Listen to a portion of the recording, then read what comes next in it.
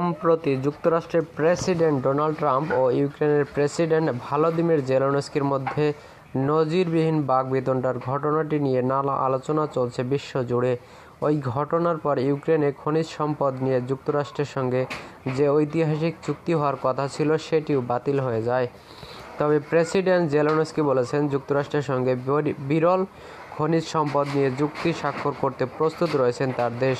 সোমবার ৩ মার্চ এক প্রতিবেদনে এই তথ্য জানিয়েছে ব্রিটিশ সংবাদ মাধ্যম বিবিসি। ভলোদিমির জেলেনস্কি বলেছেন, গত শুক্রবার কোনো ধরনের চুক্তি ছাড়াই হোয়াইট হাউস ছেড়ে আসলেও যুক্তরাষ্ট্র ইউক্রেন খনিজ চুক্তিতে সই করতে প্রস্তুত তার দেশ।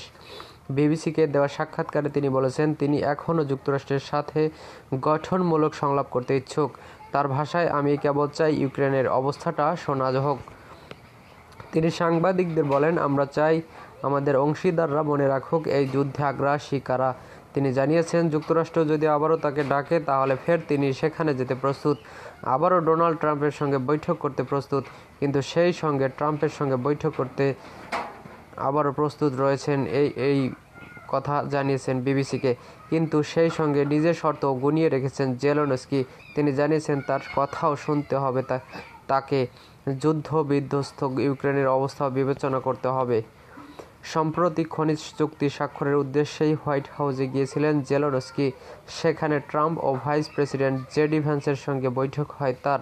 কিন্তু সংবাদ মাধ্যমের সামনেই তাদের তিনজনের মধ্যে বেশ কিছুটা উত্তপ্ত সময় বাক্য বিনিময় চলে, যা নজিরবিহীন ঘটনা। এর ফলে চুক্তি বাতিল হয়ে যায়, এমনকি মধ্যাহ্নভোজন না করে হোয়াইট হাউস থেকে বেরিয়ে যান জেলেনস্কি। এই ঘটনার পর ইউক্রেনীয় এই প্রেসিডেন্ট সরাসরি ব্রিটেনে চলে যান এবং সেখানে ব্রিটিশ প্রধানমন্ত্রী কিয়ার স্টারমারের সঙ্গে বৈঠক করেন।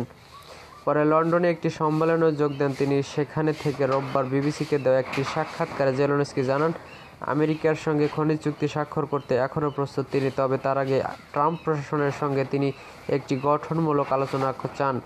তিনি বলেন, আমি শুধু চাই ইউক্রেনের অবস্থাটা শোনা হোক, বিবেচনা করা হোক। আমাদের বন্ধু দেশগুলো মনে রাখুক এই যুদ্ধে মূল আগ্রাসী কারা, যুদ্ধ শুরু করেছিল কারা।